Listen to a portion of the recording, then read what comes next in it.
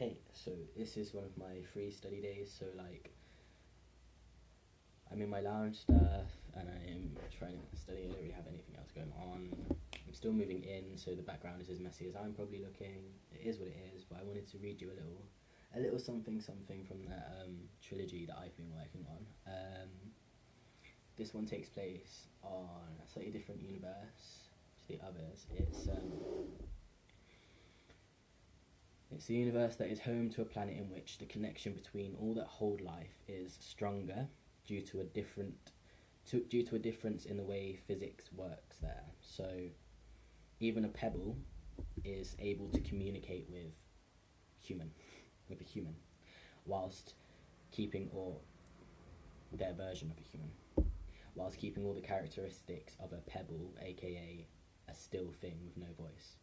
So it's still an inanimate object in one sense, but it is able to communicate, and you are able to communicate with it. So yeah, so like it's a universe where anything can and does communicate with one another. It all kind of has this same level of consciousness. Okay. Using his right index and thumb, he squashed out the snow from under his fingernails. He didn't know why. There was snow everywhere, and little snowstorms every hour or so. His sickened skin was snow. Still, it was something to do. As a perfectly formed snowflake hit his discoloured nose, he remembered how he used to call her Snowflake.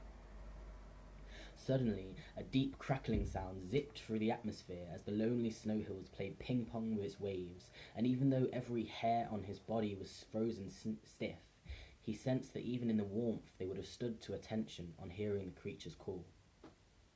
Time to move. Beating off most of the snow off of his clothes, he felt the snow thicken on his boots. Frowning, he looked down to see a slight change of texture on the snow that had become ground. It had hardened.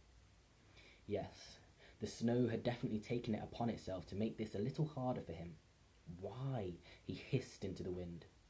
Now normally he would have known it to be through desperation, due to the loneliness of the abandoned space they were formed in, but truthfully, in this moment, he was petrified. And when you were petrified, it was in the initial stage of it, when you were only the feeling, just raw emotion, no thought, no sense of anything else, not even a sense of self. There is no rationality or logic. And emotions just as reactions are very reactive.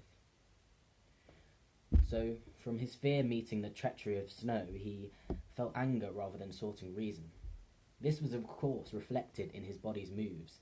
Instead of swiftly freeing himself after each footstep, his boots instead acted as fists to the face of an enemy, which in turn made the snow grip harder each time and with an icier grip. As he began to waste some of his mortal energy tackling the snow as if they were two siblings choosing stubbornness over maturity, he suddenly came to a standstill. The skin on his chest seemed to be the only thing keeping what looked like to be the shape of a handful of marbles from leaving his chest. They pushed and danced with one another until they left his chest like stardust, as instantly as they hit the atmosphere. That dust then became a darker cluster, and that cluster began to take shape and shine, much like the shadow of a snake that ripped itself from the body to explore the world freed. Whipping around the air, troubled with vast amounts of falling snow just above his head, the young man felt some relief, and in turn so did the snow. His boots were sunk in, and they allowed some movement in response. Ordeon, he spoke, with his head turned upwards to the snake-like shape that had taken form from his chest. As he spoke, the whites of his eyes seemed to crystallize until his pupils were just pinpricks. The snake shape that writhed around above his head vibrated to the sound of his voice, and once spoken, instantly began to grow, to enormous amounts in soft stages, until looking much more like the form of a dragon rather than a snake. The now dragon-like shape lowered itself until it was mere inches above the snow by its maker's feet. The young man in turn revealed the end of his spine, much the same as a tail, it stretched outwards of his lower back and clicked as he wagged it free. The dragon-shaped being's tail glowed on the tip, where it grew just one feather, as if plucked off of a phoenix. before being drawn to the man's spine and connecting with it, tip to tip. With this, the man's form changed slightly. His skin grew extra layers of skin, softer looking, but almost impenetrable in strength, and his wild, thick black hair submitted from his scalp and fell, much like the snow, to the ground, of which clung to it as if the first bit of life submitted to it in centuries. The dragon's form seemed to remain the same, though its face softened and looked much more human-like. And it then turned to face the young man and telepathically spoke, "Hello, Sahure." "Good morrow, my dearest Anke," Sahure said, with noted gentility in his voice, as he bowed before it. Yes, Anke belonged to him, so he could have replied telepathically, but there was power in words spoken, and he needed all of the power he could get. Walking by its side, still connected by tail, Sahure lightly ran his fingertips over Anke's scales, made of skin and bone, but coated with shimmery metallic self-produced substance. How Anke had come from his own being still bewildered him. Anke was so much more than most soul beasts, and so beautiful it could distract enemies from him, with which most of his enemies' high-quality training was practically unheard of.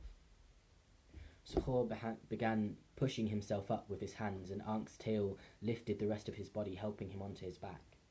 Suddenly, the sound like an avalanche began behind, but both Sahure and Anke knew this was no avalanche. Anke blew ghostly rings from its now flaring nostrils, and Sahure's slightly pointed ears pricked to attention. Swiftly turning to face the sound, Anke's entire form darkened in colour, and with this, Sahure's eyes turned pitch black, as if dead stars waiting for unlucky souls to fall victim to their complete emptiness. Before them was nothing but angered snow hills aggressively crumbling and creating thick mist on impact, and what seemed to be a circular dent suddenly appearing in the ground, the size of which could fit 3 men in before disappearing and reappearing quite some feet after. Sahure's thick-browed frown tightened on his pale brown complexion, and his lips fell apart, as dust seemed to escape his mouth, as if a piece of the starry sky fell like a ghostly waterfall from his now hanging bottom lip. All of his body's energy vibrated harder in concentration as he willed it to focus on a point between his brows. Sweat, now dripping, now beading his skin, his tensed eyebrows released from the frown in a relieved breath, as he felt the energy swelling from the point between his brows. Holding on to the sides of his head, he allowed the energy to fight that of the energy of the landscape enough to break its spell of disguise. Wiping his lips, Sahure reopened his eyes to see what he expected to see, and what Anke already could. A beast that walked on land and was higher than most of the snow hills, its length mostly due to its long legs accounting for 90% of the beast's shape. Its legs, albeit thick as palm trees, were most distinctive to its look for how out of proportionally thin they were in relation to the rest of it. Its foaming mouth bared jagged fangs much like razors glistening from its constant snare. Its legs were also distinct in that they were the only part of the beast that were hairless, whilst the rest of it was matted with coarse blonde and auburn hair, as if tinted from too much cigarette smoke and smothered in the fire. I shall leave it there. I hope you enjoy. If you have any comments and thoughts or opinions, you can let me know. If you have me on YouTube, it's most likely that you've come from another place, so you can message me from that other place, and let me know whatever. Yeah, I hope you enjoyed it. Thank you for listening.